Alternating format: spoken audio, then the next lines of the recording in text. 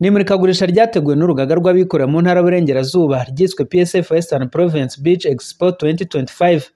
Rikaba ririmo kubera ku mucanga ku nkengero z'ikiyaga cya Kivu mu karere ka Rubavu, ryitabirwa n'abanyarwanda batandukanye ndetse n'abanyamahanga bitabiriye kumurika ibikorwa byabo. Umuyobozi w'urugaga rw'abikorera mu ntara y'Uburengerazuba Nkurunziza Ernest avuga ko bategura iri murikagurisha ngarukamwaka mu rwego rwo kugira ngo bagaragarize amahanga ibishya bikorerwa mu Rwanda.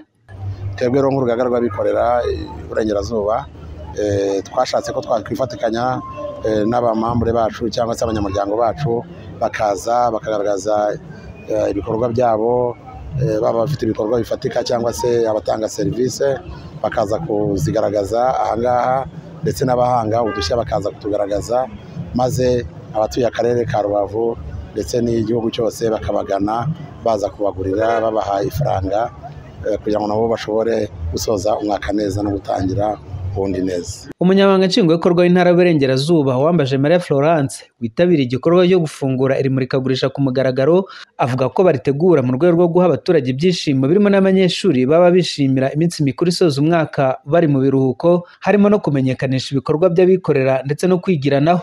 Intara y'Uburengerazuba dufatanyije n'urugaga rw'abikorera dutegura iki gikorwa ngarukamwaka ni imurikagurisha, kandi nk'uko mubivuga turitegura dusoza n'umwaka, twitegura no kwinjira mu wundi mwaka mushya.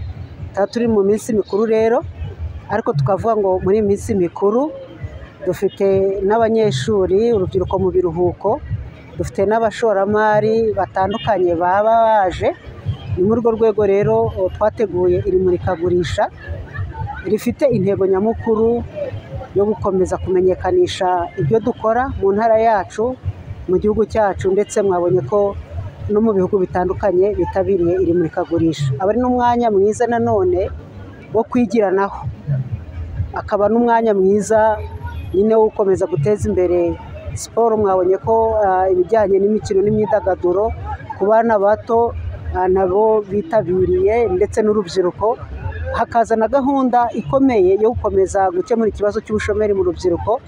Aba ari n'umwanya kuba urubyiruko ruba ruri mu biruhuko ndetse n'abarangije kwiga baza bakareba ibikorwa, bakareba n'urundi rubyiruko rwamaze gutera intambwe ishimishije nk'urugero rw'ibishoboka ko nabo bakomerezaho.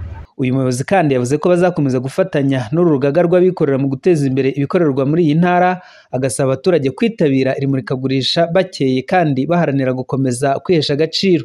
Natwe turabizeza ubufatanye, turakangurira abaturage bacu kuzitabira iri murikagurisha mu bwiza no mu bwinshi, kandi bafite isuku, bakeye, bafite indangagaciro ziranga umunyarwanda mwiza ukunda igihugu n'abagituye kandi uharanira kugira no kwihesha agaciro. Iri murikagurisha ry'abikorera mu ntara y'Uburengerazuba ryatangiye ku itariki ya 13 rikazasozwa ku itariki ya 19 Ukuboza uyu mwaka. Ryitabiriwe n'abanyarwanda 147 bitabiriye kumurika ibikorwa byabo, ndetse n'abanyamahanga 23 baturuka mu bihugu bitandukanye birimo Uganda, Tanzania, Kenya, Burundi, Ghana, Misiri n'Ubuhinde. Rafiki Kabenga, Flash TV, i Rubavu.